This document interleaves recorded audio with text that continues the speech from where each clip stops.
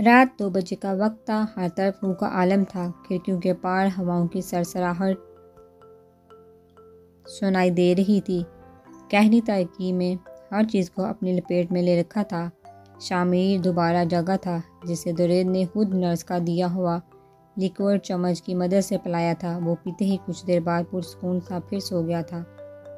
درید شامیر کو بیبی کاٹ میں لٹا کر خود اب صوفے پر نیم دراز تھا۔ اچانک ساوی کی سانس اکھڑنے لگی اور وہ ادھر ادھر ہاتھ پیر مارنے لگی۔ درید اس کی حالت دیکھتا ہڑبڑی میں باہر کی طرف بھاگا اور اگلے 2 منٹ میں ڈاکٹر اور نرس کے ساتھ وہ ساوی کے پاس موجود تھا۔ وہ ایک طرف کھڑا ڈاکٹر اور نرس کی کارروائی دیکھ رہا تھا۔ وہ خاتون جو ساوی کے ساتھ تھی، اسے درید گھر بھیج چکا تھا اور دن میں آ جائے گا۔ نرس ساوی کو انجیکشن لگا رہی تھی اور ڈاکٹر اس کا بی پی چیک کر رہا تھا۔ 15 منٹ بعد ڈاکٹر گہرا سانس لیتا درید کی طرف بڑھا۔ اب یہ خطرے سے باہر ہے، ہوش بھی آ جائے گا، آپ فکر مت کریں، ان کی ہارٹ بیٹ نارمل ہے، پریشانی کی کوئی بات نہیں۔ ڈاکٹر اس کا کندھا تھپتھپاتے باہر نکل گیا۔ نرس نے بھی ڈاکٹر کی پیروی کی، جبکہ درید سکون کا سانس لیتا ساوی کے پاس چڑھ سیٹ کر ساوی کا ہاتھ اپنے ہاتھوں میں لیتا بیٹھ گیا۔ اب اس کی رات آنکھوں میں کٹنے والی تھی۔ وہ جس وقت گھر آیا شام کے 6 بج رہے تھے۔ اندر داخل ہو کے گیٹ لاک کیا اور اپنے کمرے کی طرف بڑھا، جہاں اس کی جان عزیز اس کا انتظار کر رہی تھی۔ جانتا تھا وہ اس سے ناراض ہوگی، کیونکہ وہ کل گھر نہیں آیا تھا، اسے آفس کے کسی کام سے شہر سے باہر جانا پڑا تھا۔ وہ اندر داخل ہوا تو وہ بیڈ گراؤنڈ سے ٹیک لگائے نیم دراز تھی۔ وہ گلا کھنگارتا اسے اپنی طرف متوجہ کرنے لگا۔ شان وہ تیزی سے بیڈ سے اتری، اس کی طرف بھاگنے کے انداز میں لبکی، کیا کر رہی ہو یار، آرام سے۔ وہ تیزی سے آگے بڑھتا اسے تھامتا ہوا بولا، سوری، آپ کو پتہ ہے آج میں بہت خوش ہوں۔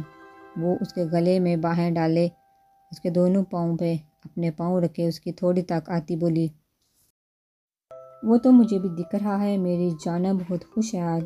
کہاں تو وہ میرے گھر نہ آنے پر ناراض ہوتی ہے اور کہاں وہ مجھ پہ پیار جتا رہی ہے۔ اس کا اشارہ اپنے گلے کے گرد اس کی باہوں کے حصار کی طرف تھا۔ وہ کبھی خود سے پہل نہیں کرتی تھی، وہ آج بھی اول روز کی طرح شایان سے شرماتی تھی۔ یہی وجہ تھی کہ شایان کو سمجھ آ گیا تھا کہ وہ کس بات سے خوش ہے، اس لیے اس پہ اتنی کرم نوازی کی جا رہی ہے۔ اب سنیں گے نہ تو آپ بھی بہت خوش ہو جائیں گے۔ وہ چہکتی ہوئی بولی، اچھا تو پھر جلدی سے بتاؤ کیا بات ہے۔ وہ اس کی طرف محبت پاش نظر سے دیکھتا پوچھ رہا تھا، درید بھائی کا فون آیا تھا، اس نے سسپینس کریٹ کرنا چاہا۔ تو اس میں اتنی خوش ہونے والی کیا بات ہے، اس کا فون تو تمہیں ہر روز ہی آتا ہے۔ وہ اس کی باہیں اپنے گردن سے نکالتا ہوا خفگی سے بولا، آپ پوری بات تو سنیں۔ وہ جھنجھلائی، اچھا سناؤ، میں سن رہا ہوں۔ وہ گہرا سانس لیتا بیڈ پر بیٹھا، بھائی کو ساوی مل گئی ہے اور وہ بہت جلد اسے گھر بھی لے آئیں گے، اس نے پرجوش لہجے میں دھماکہ کیا۔ کیا سچ؟ میری گڑیا، میری نور مل گئی، کہاں ہے وہ، ٹھیک تو ہے نا؟ وہ خوشی سے چہتا اس کے پاس پہنچ کر اسے گود میں اٹھاتا سوال پہ سوال پوچھنے لگا، شان پلیز نیچے اتارے، مجھے چکر آ رہے ہیں۔ وہ سر پہ ہاتھ رکھتے بولی، سوری، تم ٹھیک ہو؟ مجھے خوشی میں یاد ہی نہیں رہا، میرا بیبی آپ ٹھیک ہو؟ بابا نے آپ کو زیادہ تو نہیں گھمایا؟ وہ افرا سے کہتا نیچے جھک کر اپنے بیبی سے پوچھنے لگا کہ افرا کھلکھلا کر ہنس پڑی، وہ ٹھیک ہے، پریشان مت ہو آپ، افرا نے اسے تسلی دی۔ وہ اپنی اولاد کے بارے میں بہت پوزیسو تھا، حالانکہ ابھی تو اس کی اولاد دنیا میں آئی بھی نہیں تھی۔ خدا کا شکر ہے کب آ رہی ہے ساوی گھر، ہمیں گھر جانا چاہیے، میں کپڑے نکالتا ہوں۔ وہ خدا کا شکر ادا کرتا کہنے لگا، بھائی نے کہا تھا کہ 1-2 دن لگ جائیں گے، اب پریشان مت ہو، درید بھائی فون کر دیں گے، پھر چلیں گے۔ وہ اس کے چہرے کو دیکھتی بولی، ٹھیک ہے، میں فریش ہو جاتا ہوں، پھر ساتھ کھانا کھاتے ہیں۔ وہ اس کا ماتھا چومتا الماری سے کپڑے لیتا باتھ روم میں چلا گیا اور افرا کھانا گرم کرنے کچن میں چلی گئی۔ صبح اس کی آنکھ ساوی کے ہاتھوں کی کپاہٹ سے کھلی، اسے ہوش آ رہا تھا اور وہ اس میں جھکا اسے آوازیں دینے لگا۔ ساوی نے دھیرے سے آنکھیں کھولی تو نظر سامنے کھڑے مرد پر پڑی۔ وہ اسے پہچاننے کی کوشش کرنے لگی مگر اسے کچھ یاد نہ آیا۔ وہ ایک جھٹکے سے اٹھ کر بیٹھی کہ ٹانکوں پہ کھچاؤ پڑنے سے تکلیف کا احساس ہوتے ہی وہ کرا کر رہ گئی۔ کیا ہوا، تم ٹھیک تو ہو؟ درید پریشانی سے پوچھنے لگا، کون ہے، اب میں کہاں ہوں اور مجھے کیا ہوا ہے؟ تکلیف کو دباتے در پہ در سوال کرنے لگی، جبکہ اس کے سوال پر درید پریشانی سے اس کا چہرے دیکھنے لگا۔ سابی میری گڑیا کیسی باتیں کر رہی ہو؟ میں ہوں درید، تمہارا شوہر، تمہارا دوست، مجھے نہیں پہچانا؟ ایسا کیوں بول رہی؟ وہ اس کا چہرہ دیکھتا پوچھنے لگا۔ میں نہیں جانتی آپ کو، میں یہاں کیوں ہوں، مجھے اتنی تکلیف کیوں ہو رہی ہے؟ وہ آپ کی بات چیخ پڑی۔ وہ کچھ پال اسے دیکھتا رہا، پھر بیبی کارڈ کی طرف بڑھ گیا۔ وہ شامیر کو اٹھا تھا، اس کے سامنے آیا۔ یہ ہمارا بیٹا ہے جو کل ہی پیدا ہوا ہے، یہ بھی یاد نہیں؟ درید نے شامیر کو اس کے پاس کرتے کہا، جو کہ مسکرا رہا تھا جیسے باپ کی گود میں بہت خوش ہوں۔ میرا بیٹا؟ شوہر؟ مجھے کچھ یاد کیوں نہیں آ رہا؟ پھر وہ اپنا سر تھامتی ہوئی بصیرت سے بولی، ریلیکس، کچھ نہیں ہوا، سب ٹھیک ہے، میں ڈاکٹر سے بات کرتا ہوں، تم آرام کرو۔ درید شامیر کو بیبی کارٹ میں لٹاتا باہر نکل گیا، جبکہ اس کے جانے کے بعد ساوی ہمت کرتی اٹھی اور بیڈ کا سہارا لیتی باتھ روم میں جانے لگی۔ باتھ روم میں جا کر وہ آئینے کے سامنے کھڑی ہو گئی اور اپنا چہرہ چھو کر دیکھنے لگی۔ مجھے کچھ کیوں نہیں یاد آ رہا، کیا ہو رہا ہے؟ وہ اپنا چہرہ چھوتی بے بسی سے بولی۔ وہ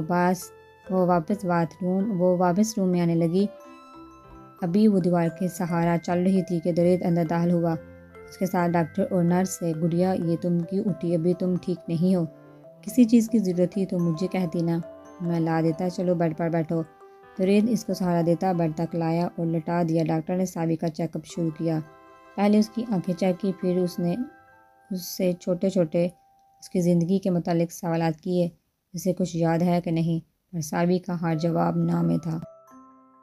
درید اس کے چہرے کے تاثرات سے پریشان ہو رہا تھا، جو درید کو اور بیبی کارٹ میں لیٹے شامیر کو انجانی نظر سے دیکھ رہی تھی۔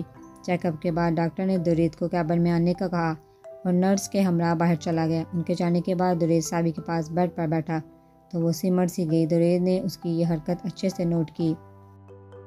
ریلیکس، تمہیں کچھ یاد نہیں تو کوئی بات نہیں، آہستہ آہستہ یاد آ جائے گا۔ ڈاکٹر نے کہا ہے کہ ایسی کنڈیشن میں ایسا ہو جاتا ہے، تمہیں کچھ یاد نہیں تو تم مجھ پر یقین بھی نہیں کرو گی نا، لیکن یہ دیکھو، اس میں ہماری بہت ساری پکچر ہیں، جنہیں دیکھ کے تمہیں یقین آ جائے گا۔ درید ساوی کو تسلی دیتا اپنا فون آن کرتا اسے فون میں موجود اس کی پکچر دکھانے لگا۔ وہ غور سے ہر تصویر کو چھو چھو کر دیکھ رہی تھی، جیسے یقین کرنا چاہ رہی ہو یہ کون ہے۔ وہ ایک تصویر پہ ہاتھ رکھتی پوچھنے لگی، یہ تمہارے بابا ہیں اور ساتھ میں ماما، اور یہ ان کی تصویر میں تمہارا بھائی شایان اور تمہاری بھابھی پلس بیسٹ فرینڈ افرا ہے، اور یہ میں اور تم ہو۔ وہ باری باری سب کی تصویروں پہ ہاتھ رکھتے ان کے بارے میں بتانے لگا۔ یہ سب کہاں ہے؟ اس نے ایک اور سوال کیا۔ یہ سب گھر پر ہے، ہم بہت جلد گھر جائیں گے تو تم سب سے مل لینا، اوکے؟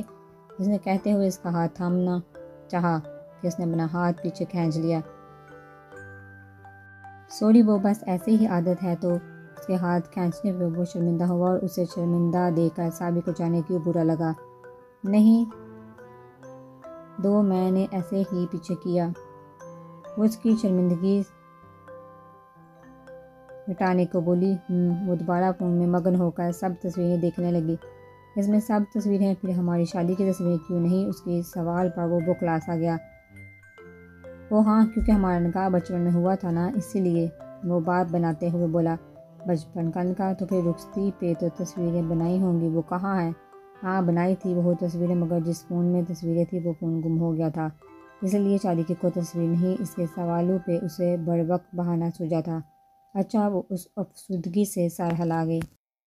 اچھا تم ریسٹ کرو، پھر میں کھانے کے لیے کچھ لاتا ہوں، پھر تمہیں میڈیسن بھی دینی ہے۔ وہ اس کے پاس سے اٹھتے ہوئے بولا۔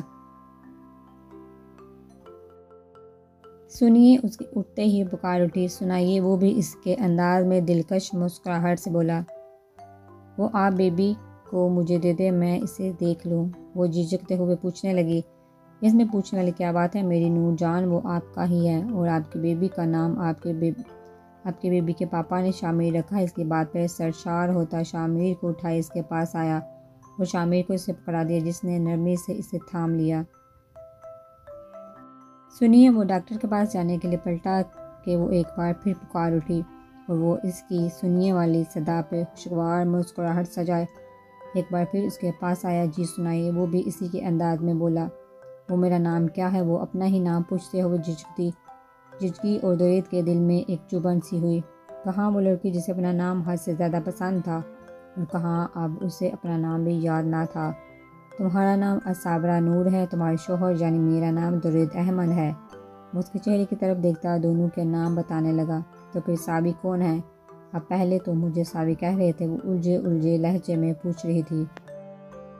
ساوی تمہارا نک نیم ہے اور پتہ ہے تمہارے نام کا مطلب کیا ہے؟ وہ اس کے سوال کا جواب دیتا سوال کر گیا۔ کیا؟ اس نے معصومیت سے پوچھا۔ تمہارے نام کا مطلب ہے جنت کا گہنا، اور تم واقعی گہنا ہو، نایاب اور انمول۔ وہ شامر کے سر پہ پیار کرتا باہر نکل گیا۔ دورید اس کے جانے کے بعد اس نے سرگوشی میں دہرایا۔ پھر وہ شامر کی طرف متوجہ ہوئی اور اس کی آنکھیں دیکھ کر حیران ہوئی، جو بالکل ساوی کے جیسی تھی، بڑی بڑی، جبکہ نئے نقش بالکل دورید جیسے تھے۔ وہ اس سے باتیں کرتی اپنا دل بہلانے لگی، جبکہ دماغ لگاتار پچھلی زندگی یاد کرنے کی کوشش میں مگن تھا۔ گھر سے نکلنے کے بعد ساوی نہیں جانتی تھی کہ وہ کہاں جائے۔ دورید کو سزا دینے اور بھی بہت سے طریقے تھے۔ اگر وہ چاہتی تو حولا لے سکتی تھی، یا پھر گھر والوں کو بتا کر اسے سب کی نظر میں گرا دیتی، مگر وہ جانتی تھی کہ دورید اسے کبھی نہ چھوڑتا اور گھر والے بھی جلد اسے معاف کر دیتے، کہ بہرحال وہ اس کے نکاح میں تھی، اس کی جائز بیوی۔ اگر ان کے بیچ کوئی تعلق تھا بھی تو وہ حرام نہیں تھا۔ یہی سب سوچتے ہوئے اس نے دورید کو جزائی کی سزا دی تھی۔ وہ جانتی تھی کہ دورید کو اس سے محبت نہیں، عشق ہے۔ اس نے جو بھی کیا انجانے میں کیا۔ غلطی اگر دورید کی تھی تو اس کی بھی تھی، مگر وہ اپنی عزت نفس کا کیا کرتی جو اس کو جھکنے سے منع کر رہی تھی۔ گھر سے نکلنے کے بعد وہ ایک NGO میں چلی آئی تھی جو بے سہارا عورتوں کی مدد کرتا تھا۔ 1 مہینہ ہو چکا تھا اسے وہاں رہتے، جب ایک دن ایک عورت وہاں آئی تھی۔ اس عورت کا بھی اپنا NGO تھا، مگر اس سے ایک ایسی لڑکی چاہیے تھی جو اس کے بیٹے کو سنبھال سکے، وہ آرام سے اپنے NGO کا کام کر سکے۔ اور یوں ساوی نے اپنا نام پیش کیا تھا کہ اس طرح اگر دورید اسے ڈھونڈ بھی رہا ہوا تو وہ اسے نہ ملے۔ ملیحہ بیگم ایک اچھی عورت تھی۔ ساوی چاہتی تو انہیں سب کچھ بتا سکتی تھی، مگر پھر بھی اس نے ان سے جھوٹ بولا کہ وہ اکیلی ہے، اس دنیا میں اس کا کوئی نہیں۔ اسے اپنے اور اپنے ہونے والے بچے کے لیے چھت چاہیے تھی، جو ملیحہ بیگم نے اسے فراہم کر دی تھی۔ وہ اپنا بہت خیال رکھتی تھی، اپنے آنے والے بچے کے لیے بہت سارے پلان بناتی، اس سے اسے دنیا جہاں کی خوشیاں دینے کے عہد کرتی، پراپر روٹین چیک اپ کروانے بھی جاتی، اور اسی طرح وہ ایک چیک اپ کروانے گئی تھی جب اسے دورید نظر آیا تھا۔ وہ پریشان ہوئی تھی کہ وہ اسے دیکھ نہ لے۔ وہ اس کی نظروں سے بچ کر پارکنگ تک آ گئی تھی۔ ملیحہ بیگم اس کی ہڑبڑی پر پریشان ہوئی تھی، مگر اس نے طبیعت خرابی کا بہانہ بناتے انہیں ٹال دیا تھا۔ اسے لگا تھا کہ وہ دورید کی نظروں سے بچ گئی ہے، مگر وہ انجان تھی کہ دورید اسے دیکھ چکا ہے۔ 8 مہینے اس نے گھر والوں کے بغیر گزارا تھے۔ اسے ان کی بے حد یاد آتی تھی۔ وہ چاہتی تھی کہ اس کے کڑے وقت میں وہ اس کے ساتھ ہو، جب انہیں سب سے زیادہ اپنوں کی ضرورت تھی۔ اس سے گزرے وقت میں کوئی ایسا لمحہ نہ تھا جب اس نے ماں باپ، بھائی جان سے پیاری دوست اور دورید کو یاد نہ کیا ہو۔ ہاں، دورید کو یاد کرتی تھی، بہت یاد کرتی تھی۔ اسے سزا دینے کے چکر میں اس کی جدائی ساوی کے دل میں دورید کی محبت گہری کر گئی تھی۔ اس نے سوچا تھا کہ وہ اسے معاف کر دے گی، اس کا بچہ بغیر باپ کے نہیں پلے گا۔ وہ پھر جس دن اس کا بچہ اس دنیا میں آنے والا تھا، اس نے اپنوں کو پاس بلانے کے لیے گھر فون کیا تھا، مگر آگے سے ملنے والی خبر نے اس کے ہوش اڑائے تھے، اور پھر اسے نروس بریک ڈاؤن ہوا تھا۔ اگر پاس کھڑی ملیحہ بیگم اسے نہ تھامتی تو شاید وہ بری طرح نیچے گرتی اور اپنا قیمتی نقصان کر بیٹھتی۔